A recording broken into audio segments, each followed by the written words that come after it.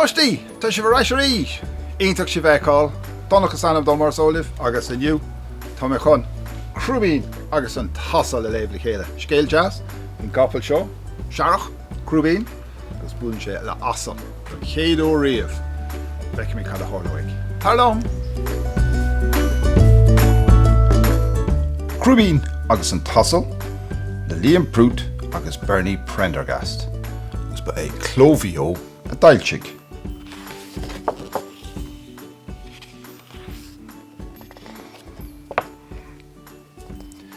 Bhí Crúibín an-sásta an Mhóin Mhór agus ag imach leis ag bog hodar ó cheann ceann na pháirce. Bhí sé a ní an ceann is fearr áil Seascín uair amháin eile.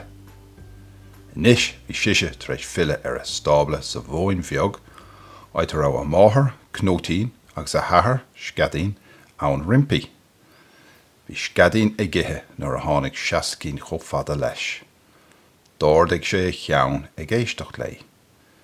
Caithfidh tú tuilleadh cuirche a ithe a Seascín a dúirt a hathair, agus is gearr go bhfaigh tú Crúibín i dtí dhíth. Tá fech an dá charpal agus iad ag rith timpeall na pháirce, hé?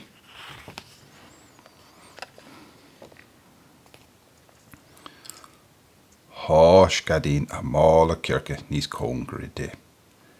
Níl an sin ach caint na seanchapal sa Seascín, ní chreidim focail de. Fan sucr go fólín a Seascín sa amáthair, tá Crúibín ní sin ná tú. Deochaigh tú sús leis fós má bhín féine agat. Deoch mé sús leis ceart go leor a bhaimí sa Seascín, a cin uair a thorlóigh sé sin. Ní raibh sí sásta in éon chur. Tóg bog é inis a Seascín péis scéal é. Is gearr go méid sé in am codalta agat.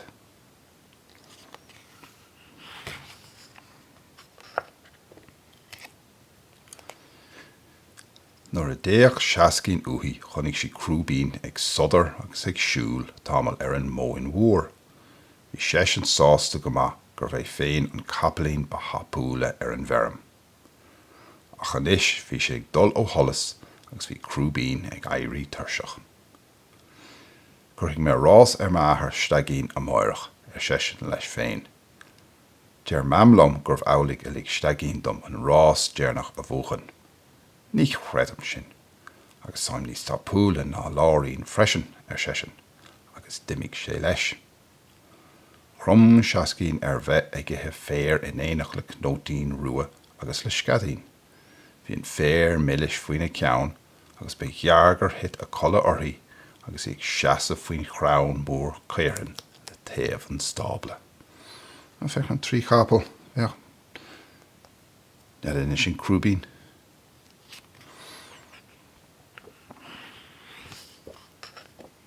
No, dul mhuarm, seo Crúibín. Ceann dubh, ó dear. In anis dó féin, bhí Crúibín tar éis siúil amach an mhóthar fad a bhí chuid smaointe capalaín ag dul trína ceann. Bhí láirín agus steigín tar éis dul isteach sa stabla agus níocha siad é. Shiúil Crúibín ribhe go bhacha sé pháirc mhór glas thaobh an mhóthar. Bheith sé go raibh sé sa bhaile agus chuaigh sé isteach an gceata oscailte. Ná bí ag siúil an mhóthar a Crúibín a chuid a dúirt a bmháthair leis go minic. Ceart aici, bíonn sé don searrach agus an glúisteáin ag dul chomh tapaí sin nach mian.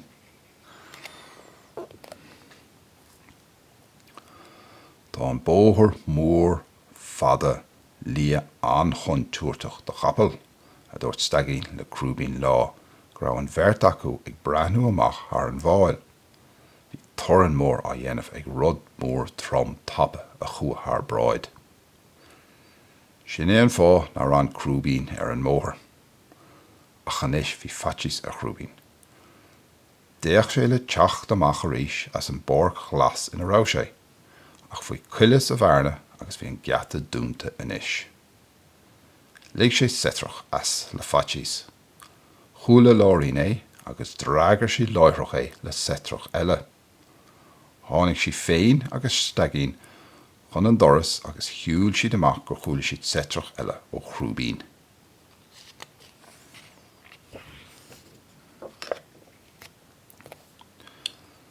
Nuair a chonig láirín go raibh Chrúibín slán sábháilte istigh sa pháirc, rinn si searrach chiún mar a dhéanann si gach ihe agus Chrúibín ag dul a chola. Nuair a chúla Chrúibín a bháthair, chuaigh sé a chola go sásta faoi chrabhán mór feadh sa pháirc. Ó fechann sin agus ag dul chola faoin grabhán mór.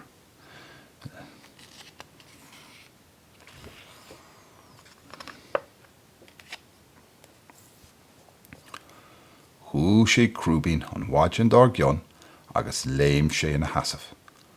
Thosaigh sé ag rith ó thaobh taobh na párca. Ní raibh is aige cá raibh sé ach beróidh leis gur sa bhaile a bhí sé.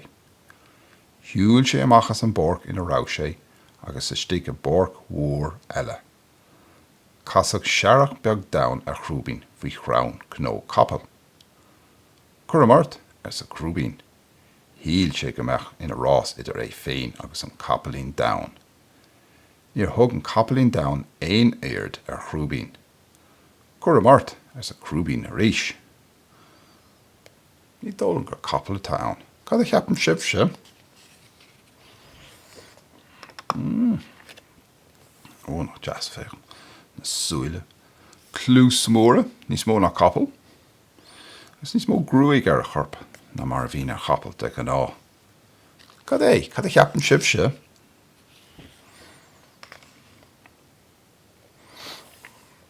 Dáirdigh an capalín aisteach seo leathlús agus décha dro Chrúibín. Se a de sé. Mis a Chrúibín sa Chrúibín. Cé thosa? Mis a labhraí san searrach domhan. Cuireamart a labhraí sa Chrúibín. Éirí a hasamh agus nábí a lí thart mar sin. Sa labhraí arís agus déach go géir a Chrúibín. Cad astaid a Chrúibín? As an Mhóin Mhór sa Chrúibín. Agus cad astaid féin a labhraí. Agus céin fá nach bhfuil tú ag éirí a hí mar dhéanach capal ceart ar bith agus rás a bheith agin. Rás sa labhraí. Céir é sin rás. Nach bhfuil is agat nach le capal atá tú ag caint. Is asal mise a bhuachal. Asal sa Chrúibín. Céir is asal ann? Ní asal tú. Is capal leis gúil tú. Stólan go bhfuil dul amú ar Chrúibín. Cad a cheapann sibh se? Agus thug Chrúibín do na cosa é timpeall na párca. Bhí sig iad teach sús le Seascín. Ach ní raibh Seascín ann. Lig sé searrach ar láirín agus ar stagín. Bhí siad sin ag brathnú amach dó thar an gata. Ach níor chúla siad é. Lig sé searrach níos airde fós ar a bháthair agus ar a athair. Ach bhí an pháirc seo rómhada ón mhóthar agus ón Mhóin Mhór agus níor chúla siad é.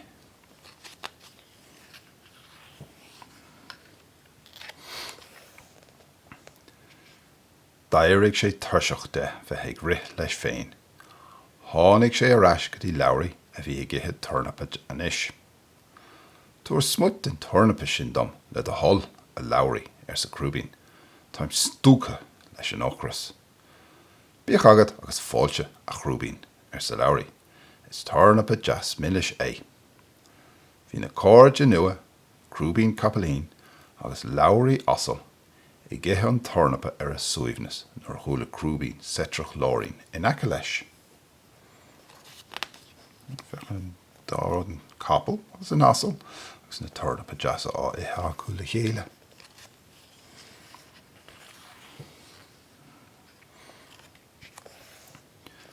Thug láirín léamh ád thar an gúile aimimid a bhí timpeall ar an bórc. Isteach lééis a pháirc in raibh Chrúibín a réir. Sin í mo bhamí láirín sa Chrúibín. Caithfidh mé dul a bhaile lei. Slán leat a labhraí. Dág labhraí slán le Chrúibín le hí-há, hí-há. Láirín agus í límt go deas tras na naimid an sin, eh?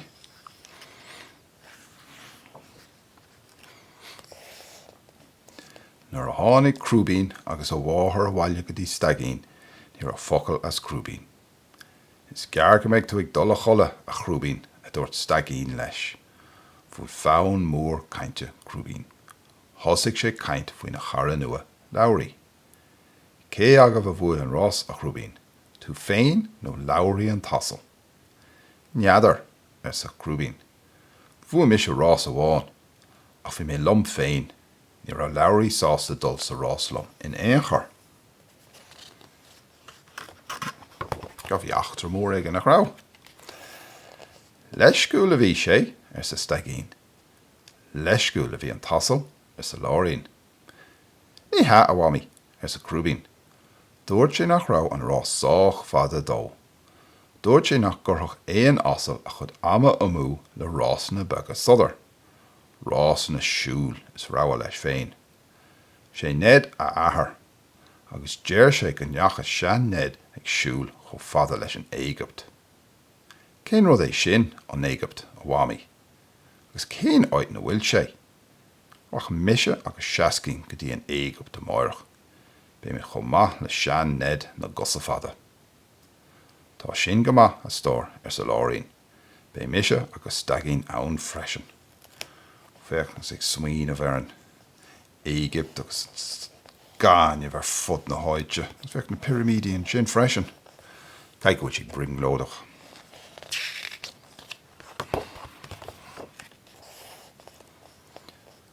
Thosaigh láirín ag searrach go ciúin sásta.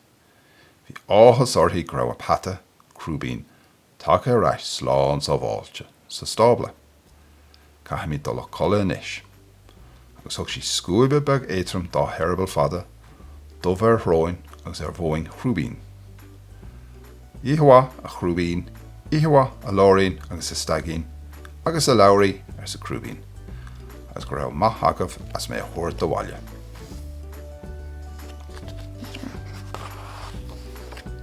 Inné. Crúibín agus a cara nua fech an tAsal, sún gur háan an scéalamh agus tá na tľú, scéal eile léamh go luath, fáinnig í slán.